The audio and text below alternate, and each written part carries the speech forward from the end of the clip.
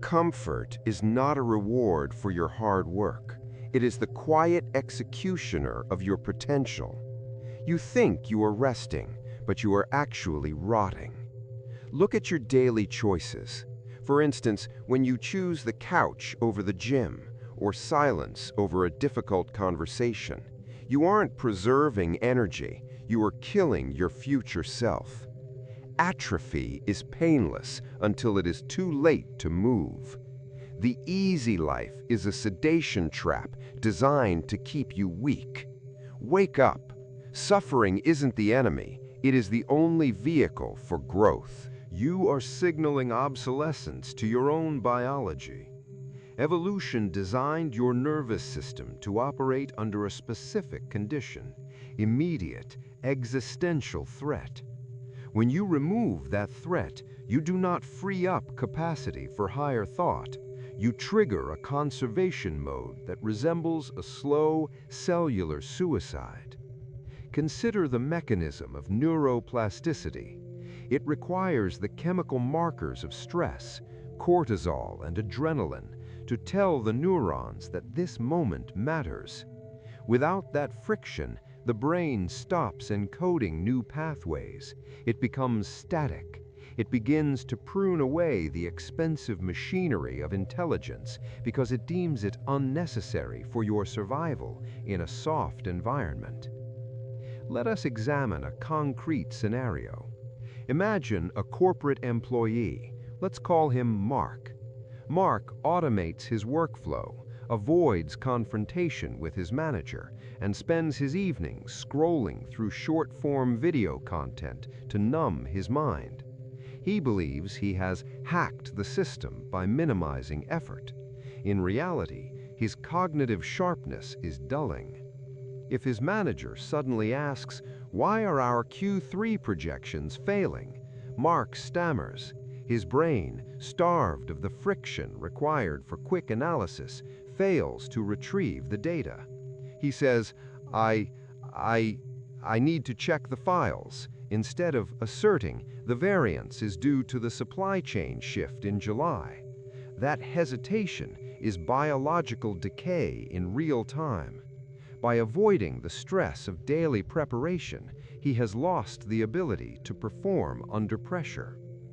Your comfort zone is a sterile cage where your instincts go to die. Consider the ancient biological imperative.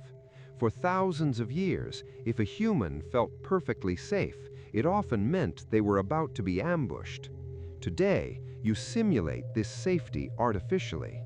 Every time you choose the path of least resistance, taking the elevator instead of the stairs, or nodding in agreement when you actually disagree just to keep the peace, you are telling your DNA that you no longer need to be strong. You are telling your body that the struggle is over, and thus the growth must end. Cellular suicide. This brings us to the great paradox of the modern age. We live in the safest time in human history, yet we are arguably the most neurotic and fragile. Why? Because the human brain is a high-performance threat detection machine.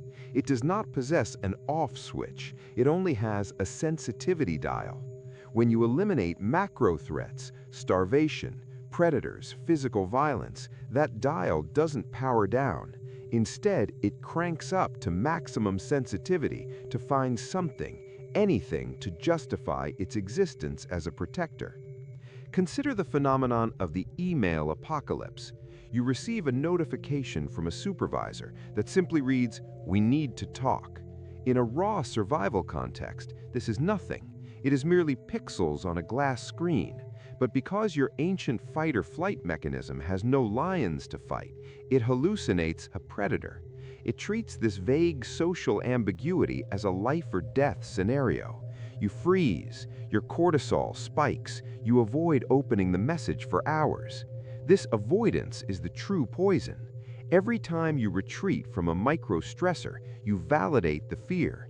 You teach your amygdala a false lesson. That email was dangerous, and I survived only because I hid. This creates a feedback loop of shrinking horizons. Look at your daily interactions. For instance, a colleague asks, "Can you lead the presentation tomorrow?" You immediately feel that tightness in your chest. Instead of leaning in, you respond, "I'm too swamped right now, maybe next time."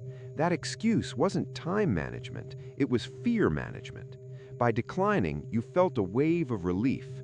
That relief is addictive, but it is destructive. It reinforces the belief that public speaking is a threat to your survival. Consequently, your world gets smaller. The walls close in, not because the world is dangerous, but because you have become too safe.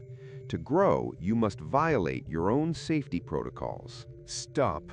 This is the iron checkpoint. If you are ready to destroy your safety mechanisms and forge strength through pain, subscribe now.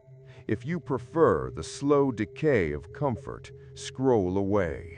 Next, we dissect the biology of weakness. It only has a volume knob, and in the absence of a predator in the bush, the brain turns that volume knob all the way up until a delayed text message or a lukewarm coffee sounds like a survival threat. This is the calibration error of the modern mind. To fix this, we do not seek more comfort. We introduce the protocol of friction. This is the strategic application of voluntary hardship. We must artificially inject controlled stressors to reset your dopamine baseline. We begin with the deprivation check. This targets your impulse control. For example, when the midday hunger pang hits, your biological instinct screams, "I am empty, feed me now." Your usual response is immediate gratification. Instead, you must introduce a delay. You engage in a dialogue with your own physiology. You say to the sensation, "This is not starvation, this is merely boredom." You force yourself to wait 60 minutes. In that hour of minor discomfort, you are rewriting your neural pathways. Next, we apply the silence lock. This is the hardest for the modern neurotic. You sit in a room, alone, with no phone, no music, and no podcasts, just you and a white wall. Within 3 minutes, anxiety will rise. Your inner voice will try to deceive you, saying, "I am wasting time. I need to check my emails. I need to be productive." You must counter this logic verbally or internally. You respond, "Processing my own thoughts is the only productivity I require right now." That itch you feel, that is your addiction to distraction dying a slow death. Finally, we utilize thermal shock, a cold shower or an ice bath. When the freezing water hits your skin, your limbic system, the lizard brain, will panic. It will yell, "Get out, this is painful."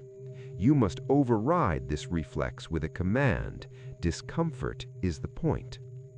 By conquering these small, controlled hells, you raise the floor of your suffering.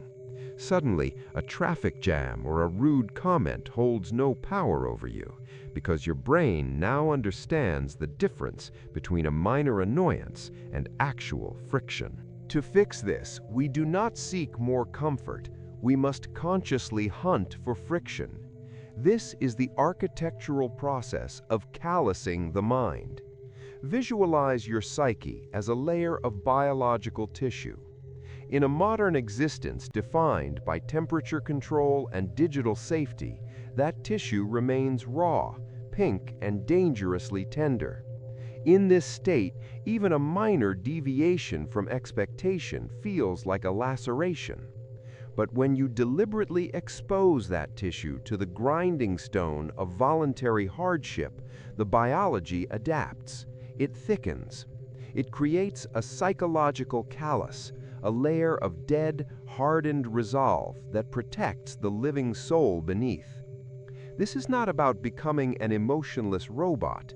It is about constructing mental armor against the tragedies that are statistically guaranteed to find you. Consider the inevitability of suffering. A parent will die. A partner may leave. A recession will strike. If you have spent your life protecting your soft underbelly, these events will not just hurt you, they will dismantle your identity. However, if you have engaged in the daily practice of micro-suffering, you are prepared. The callus absorbs the shock. Let us look at a concrete application: the friction of silence. In social interactions, we are conditioned to smooth over awkwardness to please others. This is a weakness. To callous the mind, you must resist this urge. For instance, imagine a scenario where a peer attempts to manipulate you through guilt, saying, "I thought you were a team player, why won't you cover my shift?" The uncalloused mind, terrified of disapproval, crumbles and agrees. The armored mind recognizes this discomfort as a training ground. You do not apologize.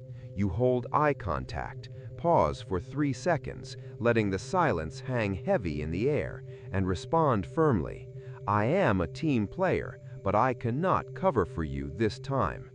No over-explanation, no frantic excuses. You sit in the heat of their judgment, and you realize it cannot burn you. This is how you build the armor, one uncomfortable interaction at a time. Hypersensitive to the slightest abrasion, however, simply toughening the skin, mere endurance, is insufficient. That is a passive state. To merely endure the cold is to survive it. To use the cold is to master it. We must advance from defense to the active utilization of suffering. This is the ancient art of transmutation. In Stoic philosophy and historical alchemy, the goal was never to banish the fire, but to use the heat to forge the sword. They understood a fundamental law of physics that applies to the psyche. Energy cannot be created or destroyed, only converted. Suffering is dense, heavy, potential energy. If you suppress it, it calcifies into trauma. If you transmute it, it becomes ambition. Consider the mechanics of this in a real-world scenario. Let us look at the experience of professional humiliation. Imagine you deliver a presentation and a senior executive dismantles your work in front of your peers. They say, "This analysis is shallow and lacks foresight."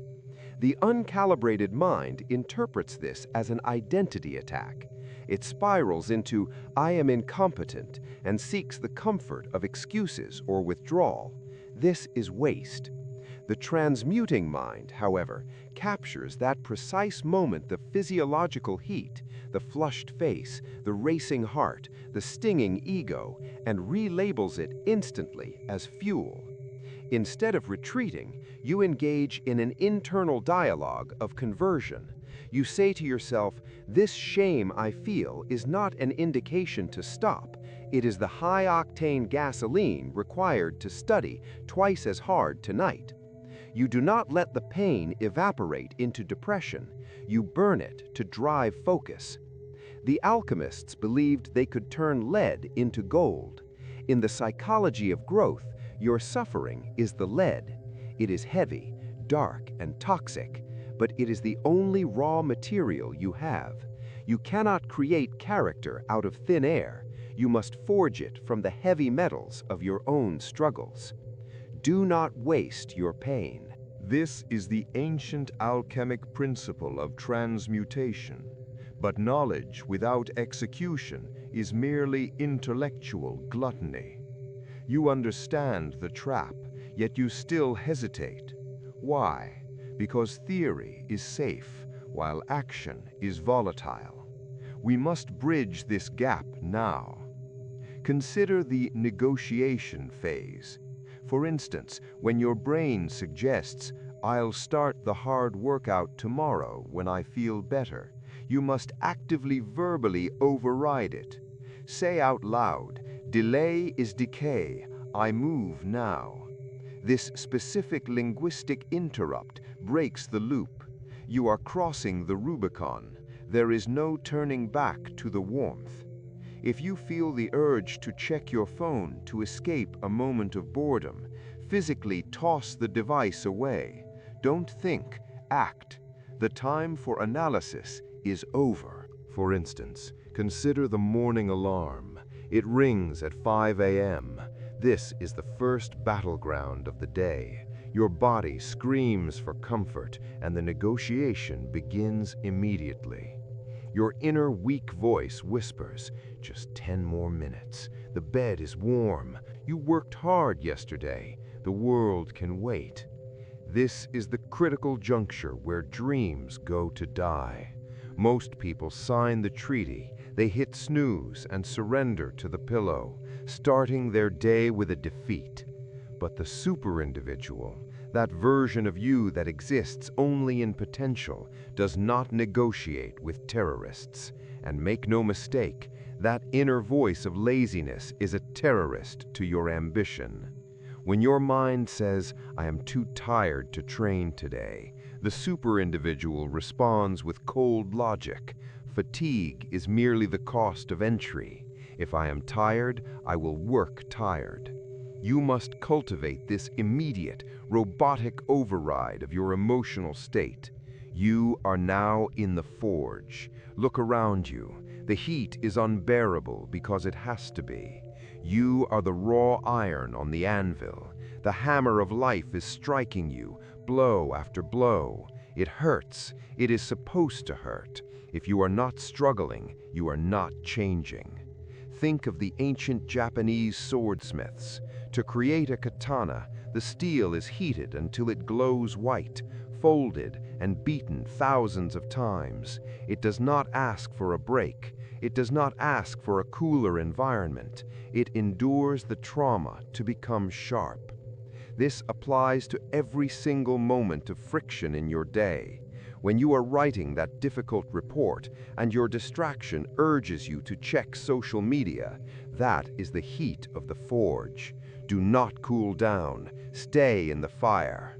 If a client rejects your proposal and says, "This isn't good enough," do not retreat into self-pity or defensiveness.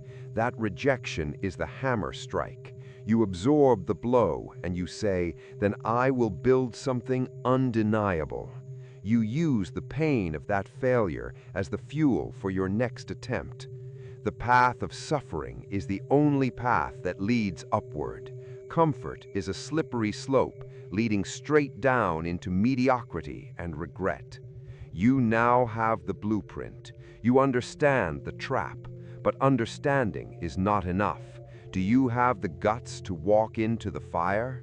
The anvil is ready. The hammer is raised. Stop thinking. Stop planning. Stop waiting for the right time. Jump into the flames. Burn away the weak person you used to be. The only thing waiting for you on the other side of this pain is greatness. Your true life begins exactly where your comfort ends. Go now.